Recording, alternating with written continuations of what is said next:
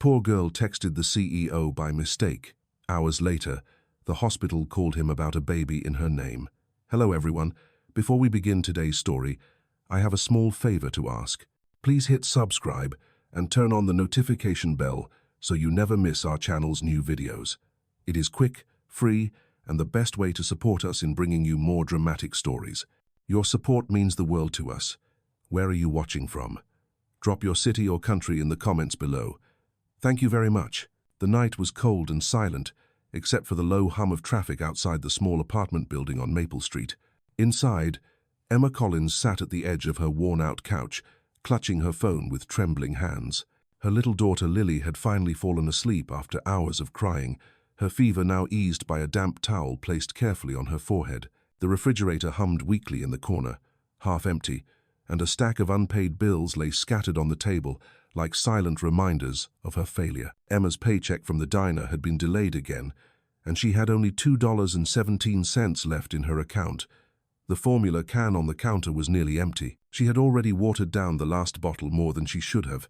Her brother James had promised to send some money, but his new job in another state kept him busy. Desperate, Emma opened her messages and typed with shaking fingers, "James, I hate to ask again, but I need $40 for Lily's formula. I will pay you back Friday, I promise." She hesitated for a long moment, her pride screaming not to send it, but her daughter's soft breathing reminded her that hunger did not wait for pride. She pressed send. The message whooshed away, leaving a hollow ache in her chest. Across town, in a high-rise office overlooking the city, Alexander Reed leaned back in his leather chair. The 42-year-old CEO of Meridian Technologies was reviewing merger documents when his phone buzzed. Expecting a message from his assistant, he glanced at the screen. The text was not from anyone he knew. The words stopped him cold. "I need $40 for Lily's formula." He frowned, scrolling up. No previous conversation, a wrong number, yet something in that single message, a mix of exhaustion and quiet desperation, made him pause. He rarely used this personal number, and few people even had it. He typed back before he could overthink. "I think you have the wrong number. I am not James." Back in the dim apartment, Emma's phone vibrated. Her heart dropped when she saw the reply. Horror filled her as she realized she had mistyped the last digit of her brother's number. "Oh no," she whispered, typing frantically. "I am so sorry. Please ignore that message. Wrong number." She threw the phone aside and buried her face in her hands, mortified. Another failure on top of many. But minutes later, the phone buzzed again. "Is your baby going to be okay?" The words on the screen made her freeze. Why would a stranger care? Her fingers hovered above the keyboard. She typed slowly, "We will manage. Sorry to bother you." A reply came almost immediately. "I can help. No strings attached." Emma stared at the glowing screen, unsure whether to laugh or cry. Kindness from strangers was not something she believed in anymore. She typed, "Thank you, but I do not take money from strangers." Then came his answer, "Smart policy. My name is Alex. Now, I am not a stranger. What formula does your baby need?" Emma looked toward the crib, where Lily slept peacefully. For the first time that night, her heart trembled not with fear, but with a flicker of hope. Emma stared at the screen, unsure if this Alex was joking or sincere. Outside, the night had grown quieter, the city lights flickering through the cracked blinds. Her heart battled between caution and the faint pull of hope. She typed, "Why would you help someone you do not know?" On the other side of the city, Alexander sat in his office, staring out at the skyline. The conference table was empty now, the echoes of the day's negotiations still hanging in the air. He had spent the last 15 years building an empire, yet tonight, the silence of his office felt heavier than any deal he had ever closed. He typed slowly, "Because I remember when I had nothing. Sometimes people just need a break." He hesitated before pressing send, wondering when he had last meant every word he said. When Emma saw the reply, she let out a soft breath she had not realized she was holding. No one had spoken to her with that kind of gentleness in a long time. Her hands trembled slightly as she typed, "The formula is called Gentlease. It is expensive. Please, you do not need to do this." His reply came quickly. "What is your Venmo?" Emma hesitated. Every instinct told her this could be dangerous. But her daughter's soft whimper from the crib silenced her doubts. She typed her username and sent it, whispering, "Please, Let this be real. Seconds later, her phone buzzed with a notification. She blinked at the screen, her breath catching. $400 had just appeared in her account. Her fingers shook as she typed, "This is too much. I only needed 40. The answer came almost immediately.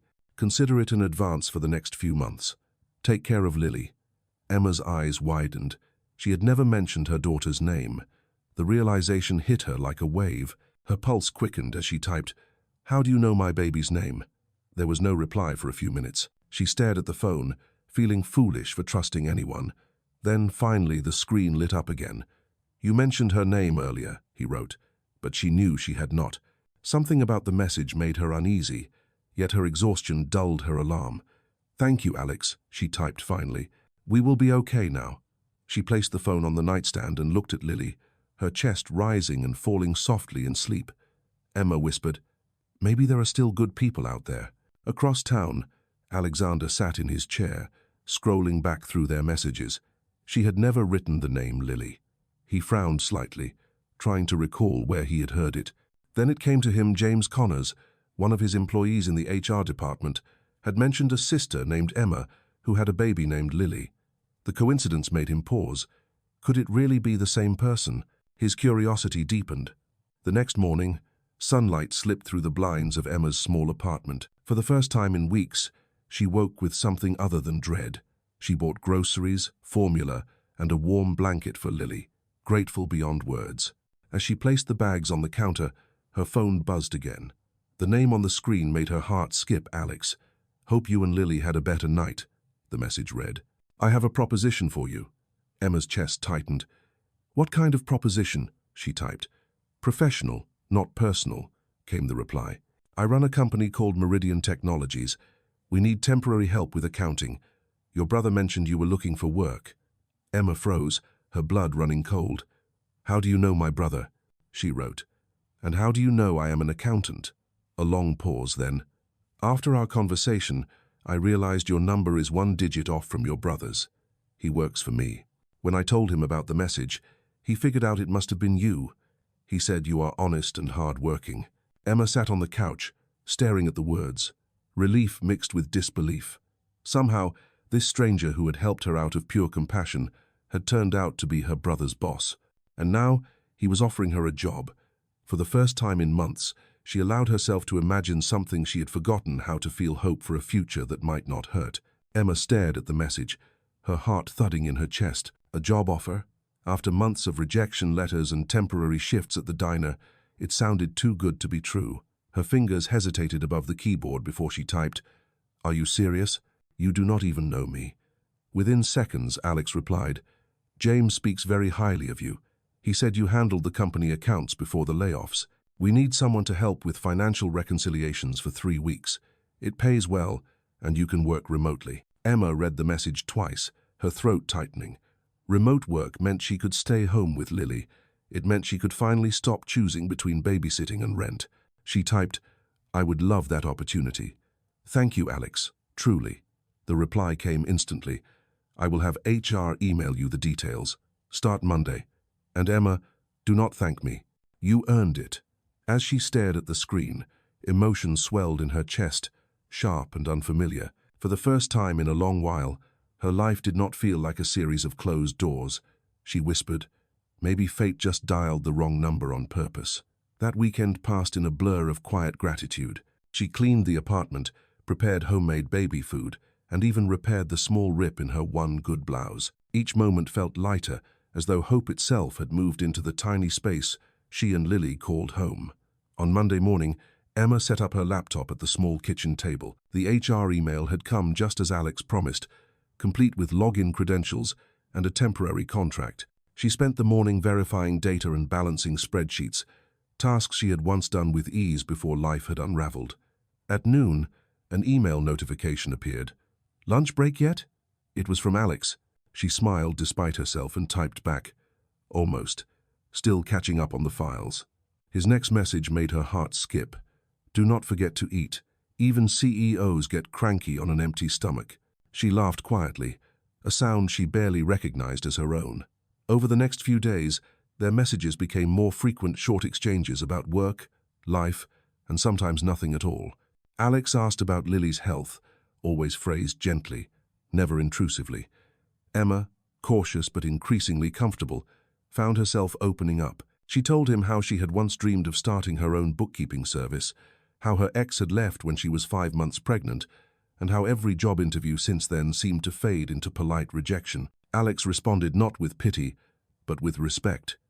"You kept going," he wrote once. "That says more about your strength than any degree." On the 10th day of her assignment, an unexpected message appeared in her inbox from a hospital. "This is Mercy General. We need to confirm details for Alexander Reed regarding an emergency contact." Confused, Emma blinked at the screen. She had never been to that hospital. Why would they be calling about him? Before she could respond, her phone buzzed. It was an unknown number. "Miss Collins, this is Nurse Harper from Mercy General. We are trying to reach Mr. Alexander Reed." But this number was listed as his emergency contact. Emma froze. "That must be a mistake," she said softly. "I am not related to him." The nurse's voice was calm but urgent. "He was brought in about 20 minutes ago. Car accident. He is stable but unconscious. We will need someone to authorize initial treatment if family cannot be reached." Emma's world tilted. Without thinking, she grabbed her coat, called her neighbor to watch Lily, and rushed out the door. The cold air hit her face like a slap as she flagged down the first cab she could find. Her mind spun. Why would a powerful man like him list her as his emergency contact? They barely knew each other. The drive to Mercy General felt endless. When she finally arrived, the fluorescent lights of the emergency room seemed too bright, too sterile.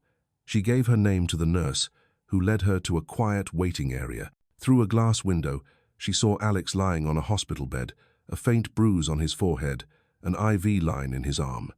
The rhythmic beep of the monitor was the only sound. Emma pressed a trembling hand to her chest, whispering, "You helped me when you did not have to. Please be okay now." The nurse turned to her gently. "He is lucky you were listed, Miss Collins. Some people do not have anyone to call." Emma swallowed hard, realizing for the first time that perhaps she was not the only one who had been lonely.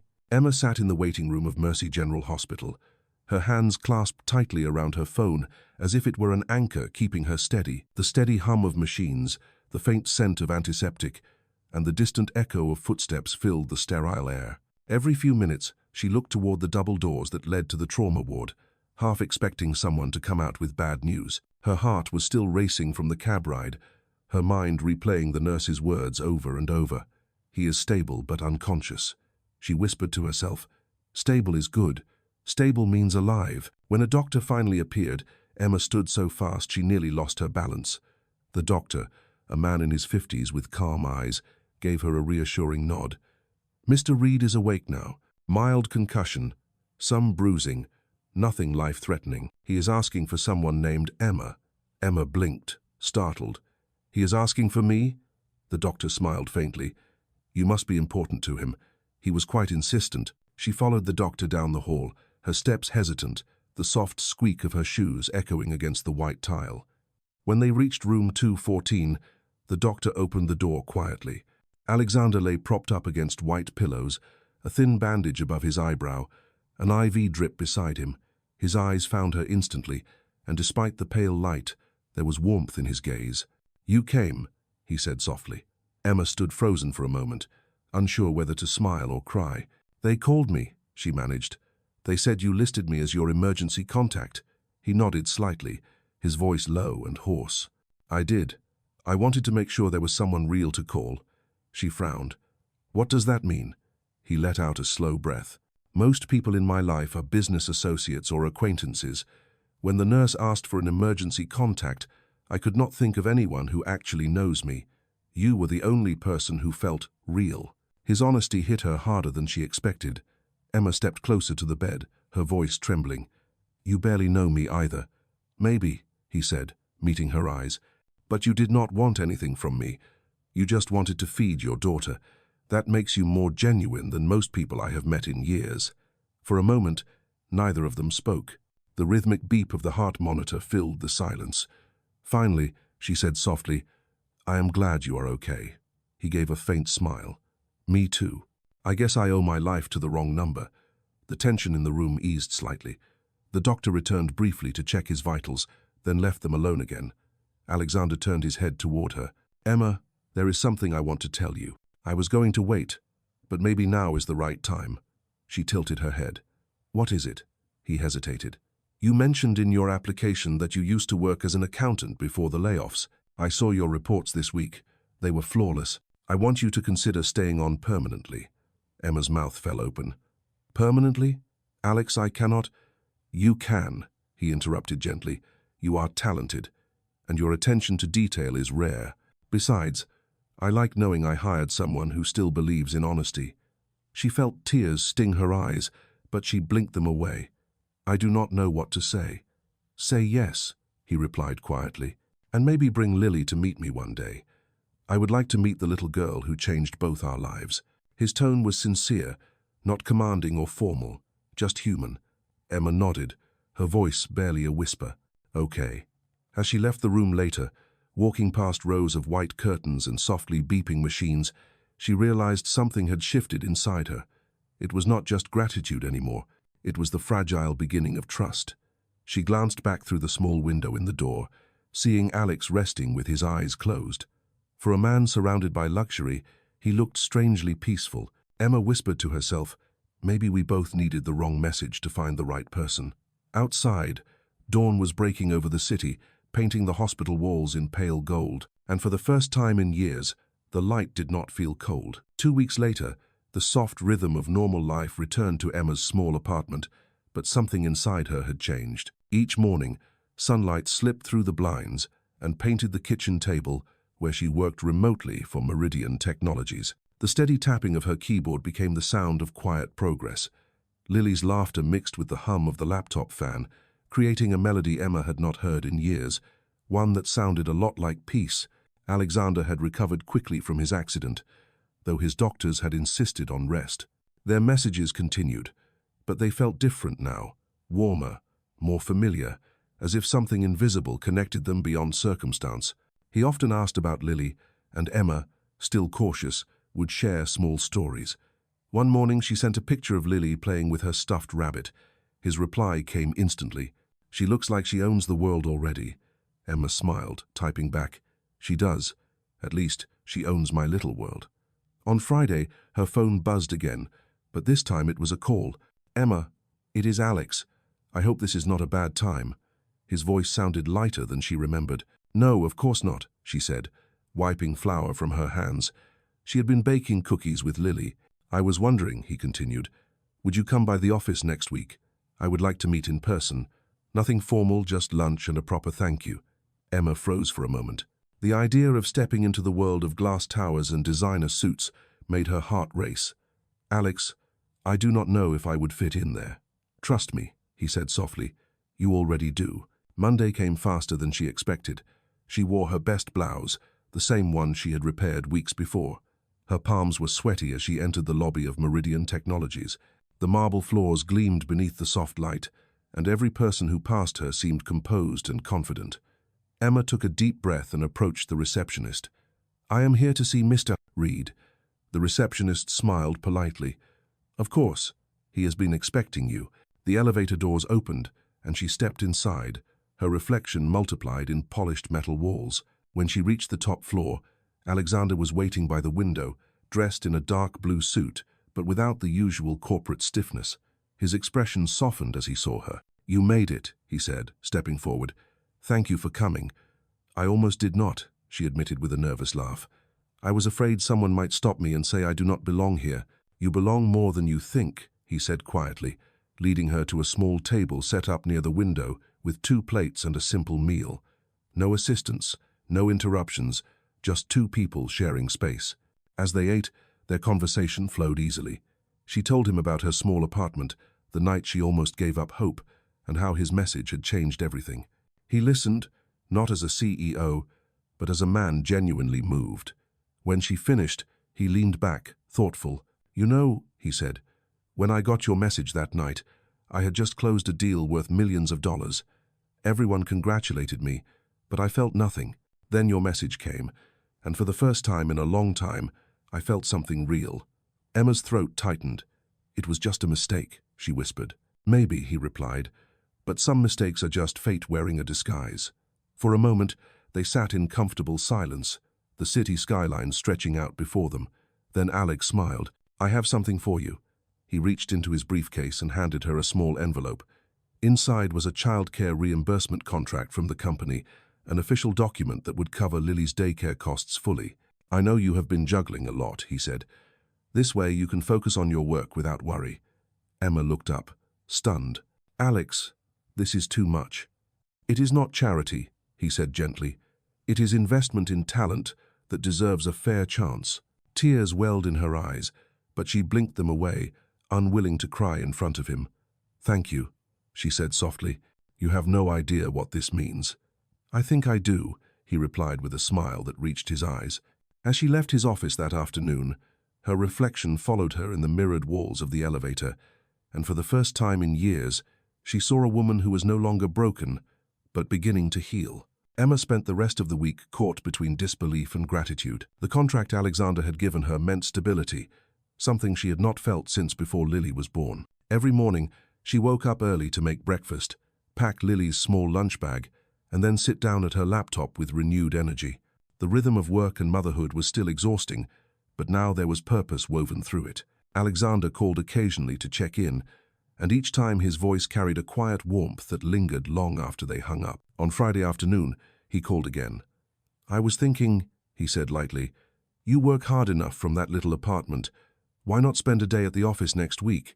We are having a staff charity event for the Children's Hospital, and it would be good for you to meet the team." Emma hesitated, glancing at the sink full of dishes and the cluttered high chair in the corner. "I do not know, Alex. I do not exactly have anything to wear to a charity event." He chuckled softly. "It is casual. Come as you are. Besides, Lily is welcome too." The invitation made her heart skip. No one ever invited her anywhere that included her daughter. "All right," she said finally, "we will come." The following Thursday, Emma stood outside Meridian's downtown office building, holding Lily's tiny hand.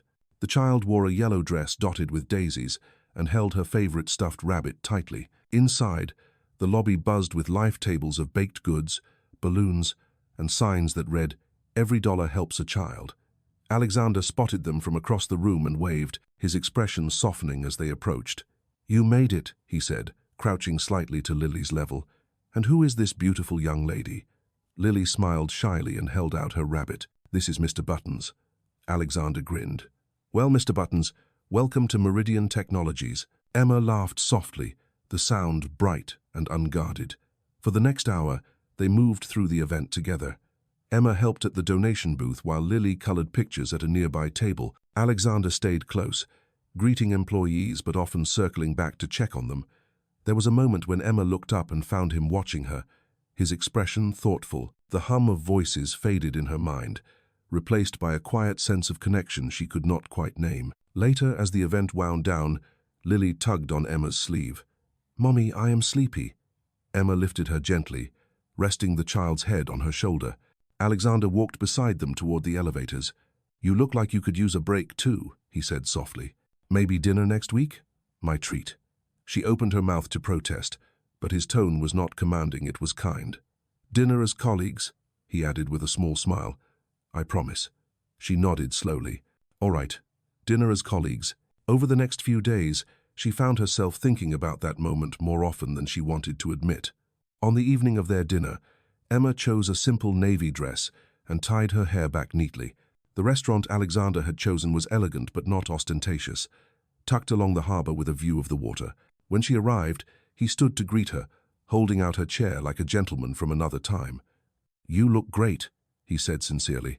"Thank you," she replied, her voice barely above a whisper. They talked easily over dinner about work, childhood memories, and the small joys that kept them grounded. At one point, Alexander confessed, "After my accident, I started thinking about how empty success feels when you have no one to share it with." Emma met his gaze and said quietly, "Sometimes it takes losing everything to see what matters." The waiter brought dessert, but neither of them touched it. They sat watching the lights reflect off the water, the silence between them comfortable and full. When Alexander finally spoke again, his voice was softer. "Emma, I know this started with a wrong message, but it feels like something right found its way through." She looked at him for a long moment before answering. Maybe fate just needed the wrong number to call the right person. As they walked out into the cool night air, the city lights shimmered above them, and for the first time, neither of them felt like strangers anymore. The days that followed their dinner blurred softly into a rhythm that felt almost natural. Emma continued her work for Meridian Technologies, but her heart no longer sank at the sound of an incoming message. When Alexander's name appeared on her screen, it brought warmth instead of anxiety. He checked in often, never overstepping, just making sure she and Lily were doing well. On Saturday morning, a knock sounded at her apartment door. Emma opened it to find a courier holding a small box addressed to her.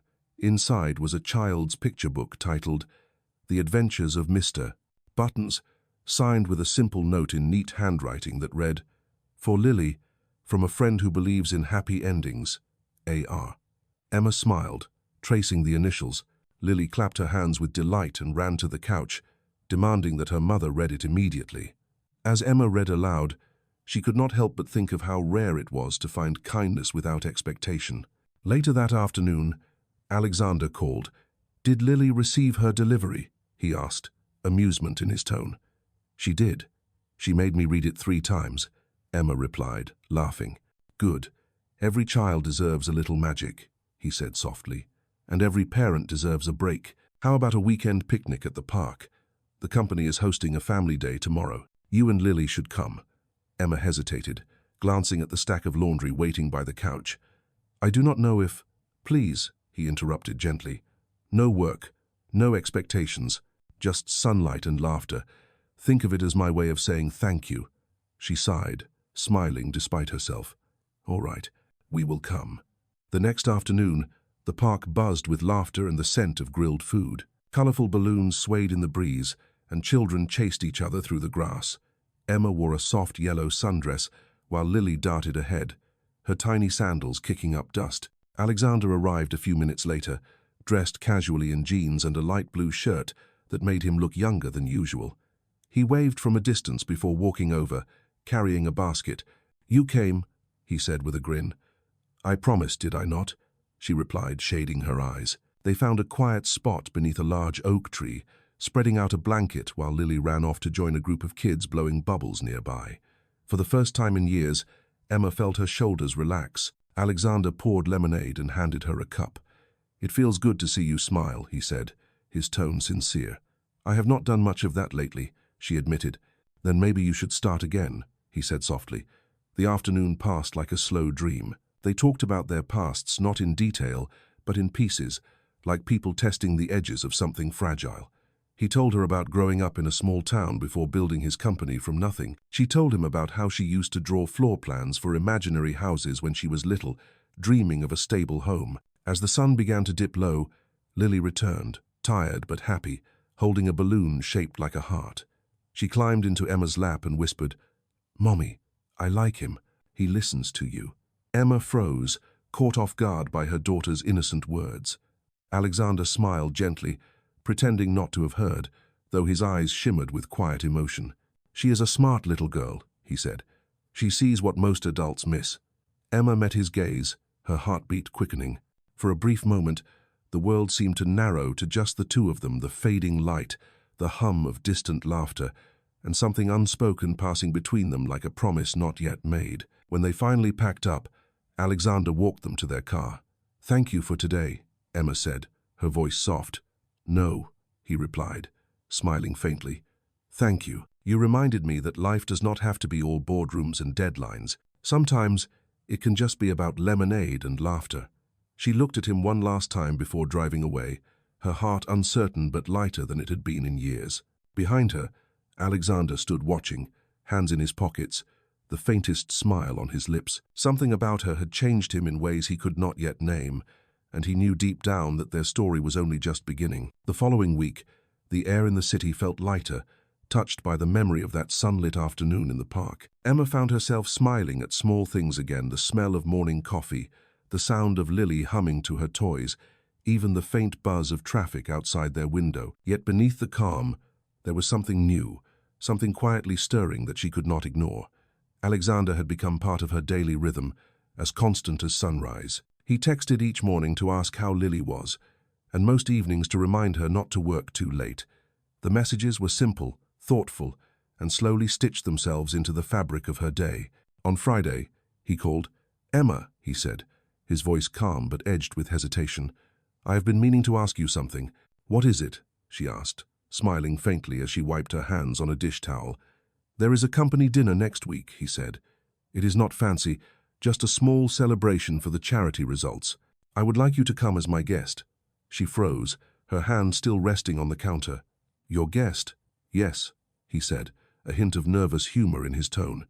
"Before you panic, it is not a date, just dinner. I would like to introduce you to some of the board members who admired your accounting reports." Emma bit her lip, torn between curiosity and self-doubt. "Alex, I am not sure I belong in those rooms." "You belonged the moment you walked into Meridian," he replied gently. "The rest of the world just needs to catch up." That night, after putting Lily to bed, Emma stood in front of her small mirror, studying her reflection. The woman staring back looked tired, yes, but also stronger, steadier. Maybe, she thought, it was time to stop hiding from the world. When the night of the dinner arrived, she wore a soft grey dress with simple earrings. Alexander met her at the entrance of the restaurant, his expression unreadable for a moment before he said quietly, "You look perfect." The dinner itself went smoothly. The board members were polite, even warm, and several thanked her for the improvements in the company's financial systems. She smiled through the evening, feeling for once that she belonged not because of luck, but because of merit. Yet when the dinner ended and the guests began to leave, Alexander seemed quieter than usual. "Everything all right?" she asked as they stepped outside into the cool night. "Yes," he said slowly. "It is just strange. I have attended hundreds of these dinners, but tonight I actually enjoyed it." Emma laughed softly. "Maybe you just needed better company." He smiled, but there was a flicker of something else in his eyes, something she could not name. As he walked her to her car, a sudden noise broke the quiet. Across the street, a group of photographers had gathered, their cameras flashing. "Mr. Reed, over here. Who is she?" one shouted. Emma froze, startled by the burst of light. Alexander's expression hardened. He stepped closer, shielding her from the cameras. "Ignore them," he said firmly. "They are from a business magazine. They have been following me all week about the charity event." But Emma's pulse quickened. "Alex, they took pictures. What if my name gets out? What if they twist the story?" "I will handle it," he said gently. "You have nothing to worry about." Yet she could see the tension in his jaw, the subtle shift in his calm demeanor. For the first time, she realized how different their worlds truly were, his one of headlines and power, hers built on quiet survival. As she drove home, Lily sleeping in the back seat, Emma could not shake the feeling that the simple peace they had found was about to be tested. That night, while she was tucking Lily into bed, her phone buzzed again. It was a message from an unknown number. "You should be careful who you trust. Men like him always have motives." Her breath caught, eyes widening in fear. For the first time since that fateful wrong message, the world around her felt uncertain again. Emma stared at the message on her phone, her heartbeat quickening with every second that passed. The words glowed against the dark screen. "You should be careful who you trust. Men like him always have motives." She read it again and again, her throat tightening. It came from an unknown number, no name, no clue. For a long moment, she just stood there in the dim light of her apartment, the hum of the refrigerator the only sound. Finally, she turned off the phone and told herself it was a prank, someone being cruel for no reason. But the unease clung to her long after she crawled into bed. The next morning, she woke up to a notification alert. Her heart sank as she opened it. On a gossip blog site was a headline in bold letters. "Tech billionaire Alexander Reed spotted with mystery woman and child. Is there more than charity behind the smile?" Beneath it were photos from the restaurant the night before, her face partially visible, Lily's small hand holding her dress. Emma's stomach twisted. She scrolled through the comments, each one sharper than the last. "Another gold digger. Looks like a single mom cashing in. Classic CEO scandal." She closed the browser, her hands shaking. Her phone buzzed again. It was Alexander calling. For a moment she could not bring herself to answer, but finally she whispered, "Hello." His voice came through steady but tense. "Emma, I saw the article. I am so sorry. My PR team is working to get it taken down. It should not have happened." "They took pictures of Lily," she said quietly. "She is just a child, Alex." "I know," he said, his tone heavy. "I will make sure they remove it. I promise you that." But the damage was already done. For the rest of the day, Emma felt eyes on her, even though she rarely left the apartment. When she went to pick up groceries, she caught two people whispering near the produce aisle, their gazes lingering a little too long. That evening, as she sat beside Lily coloring at the table, her brother James called. "Emma, what is going on?" he asked without preamble. "People at work are talking. There are photos of you and my boss online." "It is not what it looks like," she said quickly. "He was just being kind. We went to dinner after a company event." "You have to be careful," James warned. "People like him. They live in a different world. They will move on when things get complicated." "He is not like that," she said softly, though a part of her wondered if she was trying to convince herself. That night, Alexander showed up unannounced at her apartment building. When she opened the door, he stood there in a dark coat, the weight of the day etched in his face. "I am sorry," he said again. "You should not have to deal with this." "I told you I do not belong in your world," she said quietly. "I am just someone who sent a wrong message. And I am someone who answered it," he said gently. "That means something, Emma." She looked away, torn between fear and the strange comfort his presence brought. "What if this ruins everything? Your reputation? Your company?" "Let it," he said simply. "What matters is that you and Lily are all right." His voice was steady, but she saw the flicker of exhaustion in his eyes. "You do not have to protect us," she said, her tone softening. "I started this mess." "You did not," he said. "A wrong message does not cause chaos. Cruel people do, and I can handle them." He reached out as if to touch her shoulder, then hesitated. "Please, do not shut me out because of this." For a long moment, Emma said nothing. Then she nodded, just once. "I will not," she whispered.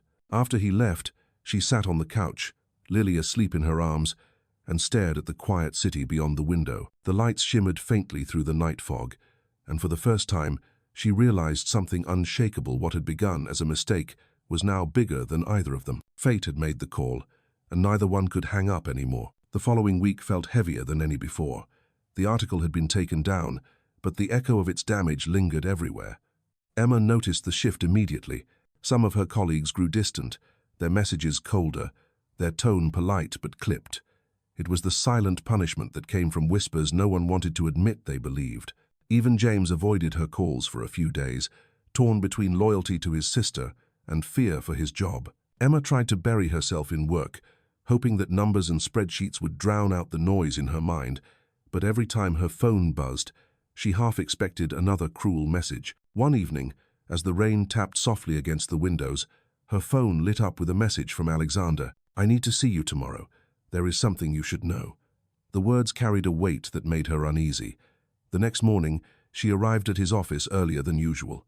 The reception area was quiet, the air thick with tension. His assistant greeted her with a faint smile and motioned toward his door. Inside, Alexander stood by the window, his shoulders rigid, his usual calm replaced by something darker. "Emma," he said, turning to face her, "there is something I need to tell you before you hear it from someone else." She frowned, confused. "What is it?" He hesitated, then handed her a printed folder. "One of our competitors leaked internal information about the company's donations. They are claiming I misused charity funds to benefit a personal acquaintance." Her stomach dropped. "A personal acquaintance?" He met her eyes. "You." The words hit like ice. She opened the folder and saw her own name highlighted in the report, tied to a fabricated story suggesting the donation fund had been used to pay for her job, her apartment, even Lily's daycare. "This is not true," she whispered. "I know," he said firmly, "but people will believe it. They always do when money and power are involved." "What will happen?" she asked, her voice barely steady. "There will be an investigation," he said. "The board is already aware. I have denied everything, but it might get messy. Reporters might reach out again. I wanted you to hear it from me first." She felt her throat tighten, the room spinning slightly.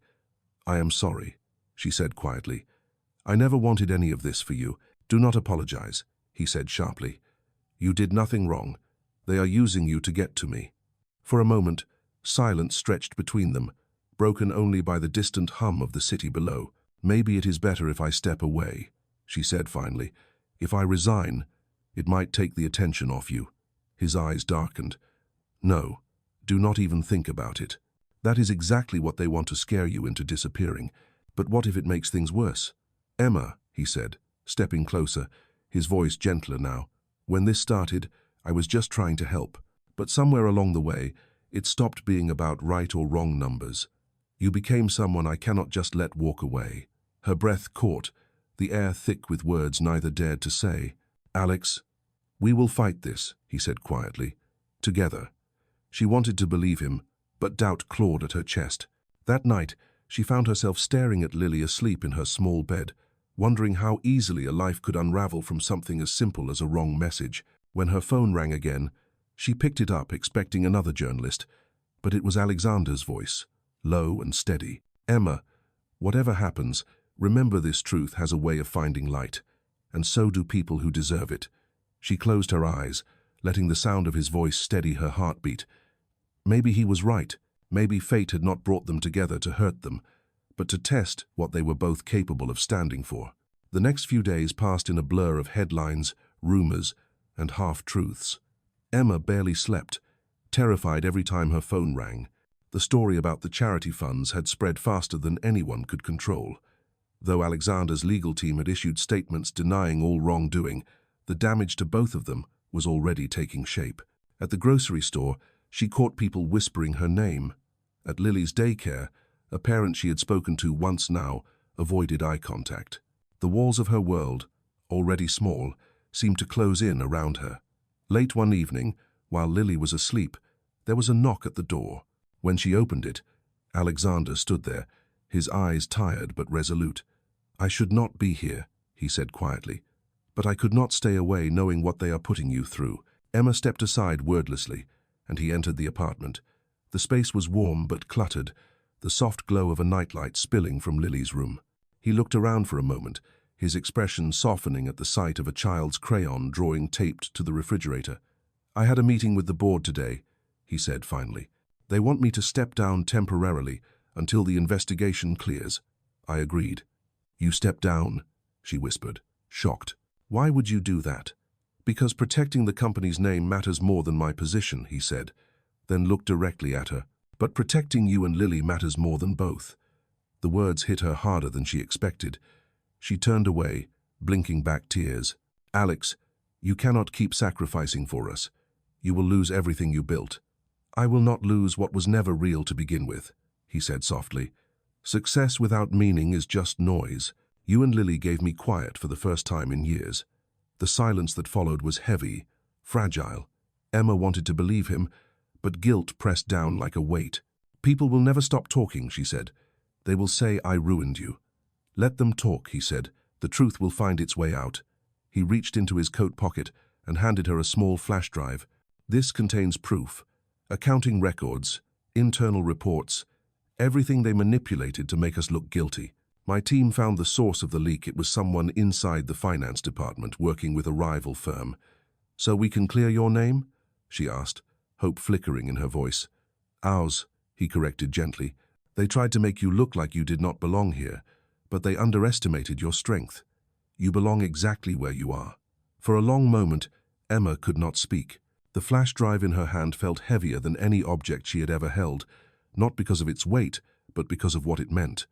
I do not know what to say, she murmured. Say you will not give up, he said. That is all I need. Before she could respond, a small voice came from the hallway. Mommy? Lily stood rubbing her eyes, clutching Mr. Scroat, Buttons the stuffed rabbit. When she saw Alexander, she smiled sleepily. Hi, Mr. Alex. He knelt down to her level. Hey, Lily, should you not be in bed? I heard Mommy talking, she said. Are you staying for breakfast? Alexander smiled faintly. Maybe another time. Emma walked Lily back to bed, her heart heavy and full all at once. When she returned, Alexander was standing by the window, watching the city lights. They are beautiful, she said softly. Yes, he replied, but some lights are only bright because they are far away. I am tired of being that kind of light. She knew what he meant. He was tired of being admired from a distance, tired of living behind glass walls. Then do not be, she said quietly. Stay close to what is real. When he turned to face her, there was something raw in his expression, an understanding that neither of them could undo what fate had started. Outside, thunder rolled faintly in the distance, and for the first time, the storm did not feel frightening. It felt cleansing, as if everything false was finally being washed away. The next morning arrived grey and heavy, the kind of morning that felt like the world was holding its breath. Emma woke early, long before the alarm, her thoughts restless. The flash drive Alexander had given her lay on the table beside her laptop, a small, silent key that could change everything. She made breakfast for Lily, pretending everything was normal, but her mind was far away. When Lily was dropped off at daycare, Emma sat at her desk, plugged in the flash drive, and opened the files. Dozens of documents appeared, each one meticulously detailed. The numbers told a clear story. Someone had rerouted funds from Meridian's charity division into offshore accounts, masking the trail by using her name as a false recipient. It was deliberate, precise, and cruel. Her hands trembled as she scrolled through the evidence. She thought about all the sleepless nights, the whispers, the looks of judgment. For the first time, she saw the truth clearly. It was not fate or coincidence that had brought her pain. It was greed. Later that afternoon, she met Alexander at a small cafe downtown, one of those quiet places tucked between office buildings where no one asked questions. He was already there, sitting in a corner booth, his expression unreadable. When she slid into the seat across from him, he said softly, "You saw it." "I did," she said. "It was all fabricated. They used my name like a shield." "We can use this to clear everything," he said. "My legal team is preparing the press release. Once this goes public, they will have no choice but to retract every accusation." "Will it fix everything?" she asked, her voice barely a whisper. He looked down, fingers tracing the rim of his coffee cup. "It will fix the facts," he said. "But people do not forget stories easily. They will still talk." "Then let them talk," she said. "We cannot live inside their noise." He smiled faintly, admiration flickering in his eyes. "You are stronger than you think." She shook her head. "No, I am just tired of being afraid." For a moment, neither spoke. The air between them was calm, but charged with something deeper, an understanding that survival itself was an act of quiet defiance. When they left the cafe, Alexander walked her to her car. The late afternoon light cast long shadows across the street, and for a moment, the world felt still again. "There is something else you should know," he said as she unlocked the door. "The board voted to reinstate me. I told them I will return once the case is fully closed, but I want to rebuild Meridian differently, honestly." "You mean start over?" she asked. "Yes," he said, "and I want you to help me, not as an employee, but as a partner. You have the one thing most people in business forget: integrity." Emma stared at him, the word partner echoing in her mind. "Alex, I am just—" "Do not say just," he interrupted gently. "You are the reason I remembered what this company was supposed to stand for." Her throat tightened with emotion. "I do not know what to say." "Say yes," he said quietly. "We will figure out the rest." She wanted to answer, but her voice refused to work. Instead, she nodded slowly. "All right, yes." His shoulders relaxed for the first time in weeks, and he smiled, a real, unguarded smile that made him look more human than powerful. "Thank you, Emma." "For what?" "For not giving up on the truth. For not giving up on me." That night, as Emma returned home and tucked Lily into bed, she stood by the window watching the rain fall against the glass. The storm from the night before had passed, leaving the city washed clean, its lights reflected on the wet streets below. For the first time since that wrong message had changed her life, she felt peace. It was fragile, yes, but it was real, and sometimes, she realized, that was enough to begin again. Weeks later, the world seemed to move on. The news cycle shifted, and the story that once painted Emma as a scandal quietly disappeared from the headlines. The truth had surfaced, as Alexander promised it would. The company's investigation proved that both of them had been victims of a calculated setup. The rival firm was fined heavily, and the employee responsible was arrested. Yet for Emma, the victory did not feel like triumph. It felt like release. The weight she had carried for so long, the shame, the fear, the doubt had finally lifted. Life slowly began to find its rhythm again. She continued working with Meridian, this time from a new office where the atmosphere was warmer and more human. Alexander had kept his word about rebuilding the company differently. The first week he returned, he gathered the staff in the main conference hall and spoke not like a CEO, but like a man who had learned humility. "We build technology," he said, "but more importantly, we build trust, and trust begins with truth." His eyes had found Emma's across the room for just a second, but in that glance, she understood everything he could not say aloud. Outside of work, they kept things quiet, private, safe. Some nights, after putting Lily to bed, Emma would sit on her balcony with a cup of tea, her phone glowing beside her. Alexander often called late, not to talk business, but simply to share silence, the kind of comfortable quiet that only existed between people who had survived storms together. One Friday evening, he called again. "I have something to show you tomorrow," he said. "Dress comfortably." The next day, he picked her and Lily up early in the morning. They drove for over an hour, leaving the city behind until the skyline faded into open fields and wildflowers. When they stopped, Emma saw a small house at the edge of a lake-white walls, blue shutters, a wraparound porch that looked out over the water. "It is beautiful," she whispered. "Where are we?" "This was my grandmother's," he said. "I have been restoring it for months. I wanted to show it to you now that it is finished." She stepped onto the porch, the wood warm beneath her shoes. Lily ran ahead, her laughter echoing across the still air. Emma turned to him, puzzled. "Why did you bring us here?" He hesitated, then said softly, "Because this place reminds me of peace, and when I think of peace now, I think of you." Her breath caught, the wind stirring her hair as she looked at him. There were no grand gestures, no rehearsed speeches, just the quiet honesty of two lives that had crossed paths by accident and stayed bound by choice. "I do not know what to say," she murmured. "Then do not say anything," he said. "Just stay." Lily called from the lake's edge, holding up a smooth pebble she had found. "Mommy, look, it is shaped like a heart." Emma laughed, tears blurring her vision. She turned back to Alexander, her voice trembling. "Maybe this is what fate really looks like, not lightning or miracles, just small things that choose us when we least expect them." He smiled, his gaze soft and full. "Fate may have started it," he said, "but kindness kept it alive."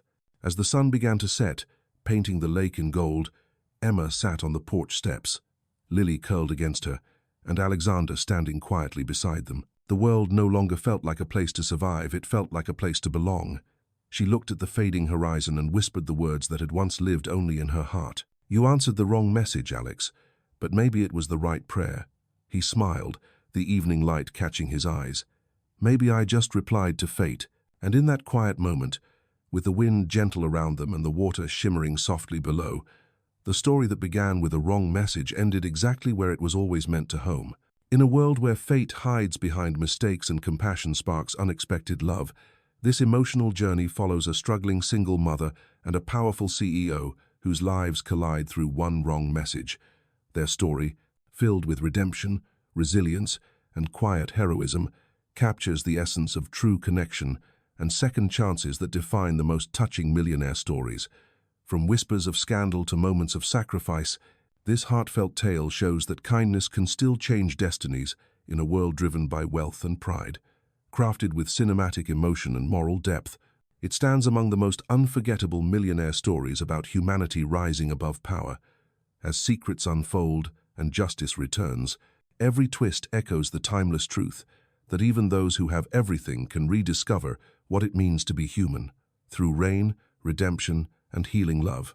This narrative shines as one of the finest millionaire stories ever told, reminding us that money can build empires, but only grace builds souls. With every line drawn from loss to light, this masterpiece of heart and hope secures its place among the greatest millionaire stories of modern storytelling.